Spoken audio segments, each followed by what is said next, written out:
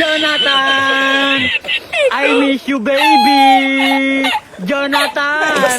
I want your hug and kiss, Jonathan! Jonathan! Mwah, mwah, mwah. I love you so much! Jonathan! I missing you! I love you! I love you! Hi, Daylan! Do you want me, Daylan? Daylan! I want you to be my boyfriend, Daylan! May you memory, Daylan?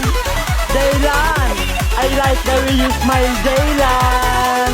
You know, Daylan, you're so handsome and kind for me, Daylan! Daylan, I love you so much! Hi, Scott!